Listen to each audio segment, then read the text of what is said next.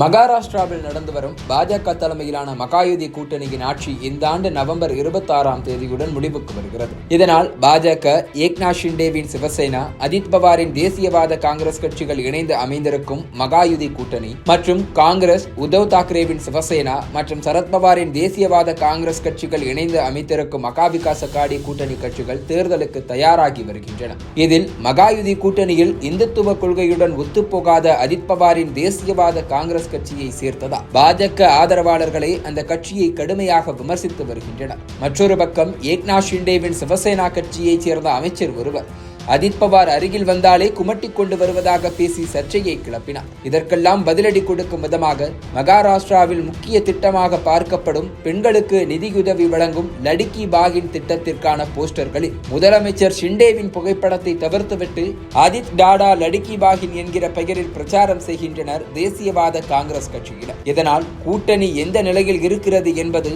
கூட்டணி கட்சி தலைவர்களுக்கே புரியாத நிலையில்தான் இருக்கிறது.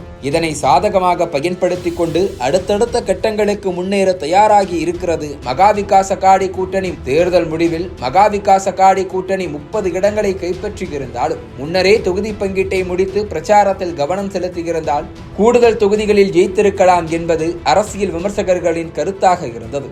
இதனால் இந்த முறை தொகுதி பங்கீட்டில் தீவிரம் காட்ட தொடங்கி இருக்கிறது மகாவிகாஸ் அகாடி கூட்டணி. வியாழக்கிழமை அன்று நடந்த கூட்டணி கட்சி தலைவர்களுக்கு இடையிலான மீட்டிங்கின் போது 125 சட்டப்பேரவை தொகுதிகள் சுமூகமாக பிரித்துக் கொள்ளப்பட்டதாக தகவல்கள் வெளியாகி இருக்கின்றன. இதுபோக மீதமுள்ள 163 தொகுதிகளை பிரித்துக் கொள்ள விநாயகர் சதுர்த்தி விழாவுக்கு பிறகு கூட்டணி கட்சி தலைவர்கள் சந்தித்துக் கொள்வார்கள் என கூறப்படுகிறது. மக்களவை தேர்தலில் மகாராஷ்டிராவில் தனிப்பெரும் கட்சியாக உருவெடுத்திருக்கும் காங்கிரஸ் 110 தொகுதிகள் வரை போட்டியிட முயற்சி செய்வதாக கூறப்படுகிறது. மற்றொருபுறம் மக்களவை தேர்தலில் 10 தொகுதிகளில் போட்டியிட்டு 8 தொகுதிகளில் வென்ற சரத்பவார் தேசியவாத காங்கிரஸ் கட்சி தங்களுக்கும் சம அளவில் தொகுதிகள் வேண்டும் என கேட்பதாக தெரிகிறது. இதுபோக உத்தவ் தாக்கரேவின் சிவசேனா கட்சியும் 100 தொகுதிகளில் போட்டியிட விரும்புவதாக தகவல்கள் கூறுகின்றன. குறிப்பிட்ட தொகுதியில் ஒரு கட்சி முன்னரே வெற்றி பெற்றிருந்தால் அந்த தொகுதியை அதே கட்சிக்கே ஒதுக்கி விடுவதாகவும், பாஜக மற்றும் மகாயுதி கூட்டணி கட்சிகள் வெற்றி பெற்றிருக்கும் தொகுதிகளை பிரித்துக் கொள்வதிலேயே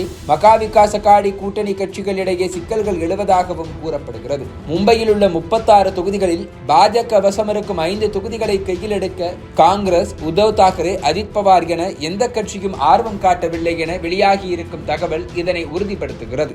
இதனால் எஞ்சியிருக்கும் 163 தொகுதிகளை மகாவிகாஸ் அகாடி கூட்டணி எப்படி பிரித்துக் கொள்ளப் போகிறது என்கிற எதிர்பார்ப்பு எகிரியிருக்கிறது.